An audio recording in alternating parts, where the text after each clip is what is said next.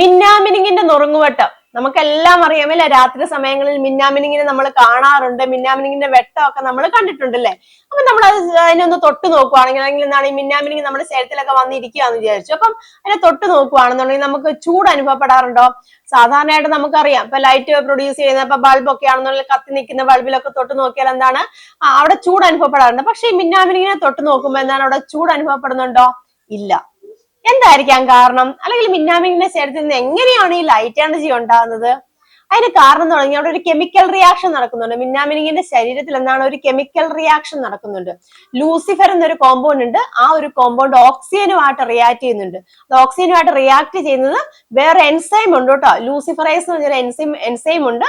ആ എൻസൈമിന്റെ സാന്നിധ്യത്തിൽ luciferin ഓക്സിജനുമായിട്ട് react ചെയ്യും. ഓക്സിജനുമായിട്ട് റിയാക്ട് ചെയ്തിട്ട് ഓക്സി ലൂസിഫറിൻ എന്നൊരു കോമ്പൗണ്ട് ഉണ്ടാകുന്നുണ്ട്. ആ കോമ്പൗണ്ട് ആണ് അവിടെ ലൈറ്റ് എനർജി ആയിട്ട് പുറത്തേക്ക് വരുന്നത്. അപ്പൊ ഈ ഒരു ഫിനോമിന അല്ലെങ്കിൽ ഈ ഒരു പ്രതിഭാസം നമ്മൾ വേറൊരു പേരും പറയും, ബയോലൂമിനിസെൻസ് എന്നും പറയാറുണ്ട്. അപ്പൊ അങ്ങനെ ഈ ഓക്സി ലൂസിഫറിന് അവിടെ ആയി മാറുന്നുണ്ടെന്ന് പറഞ്ഞു. ആ ഓക്സി ലൂസിഫറിനാണ് അവിടെ ലൈറ്റ് എനർജി ആയിട്ട് പുറത്തേക്ക് വരുന്നത്. അപ്പം എനർജി അവിടെ റിലീസ് ചെയ്യുന്നുണ്ട്. ഈ കെമിക്കൽ റിയാക്ഷന്റെ ഫലമായിട്ട് നമുക്കറിയാം ഇല്ലേ, കെമിക്കൽ റിയാക്ഷന്റെ ഫലമായിട്ട് എനർജി റിലീസ് ചെയ്യുന്നുണ്ട്. അപ്പൊ ഇവിടെ റിലീസ് ചെയ്യുന്ന എനർജിയുടെ 95% എന്ത് എനർജിയാണ്? ലൈറ്റ് എനർജി ആയിട്ടാണ് റിലീസ് ചെയ്യുന്നത്.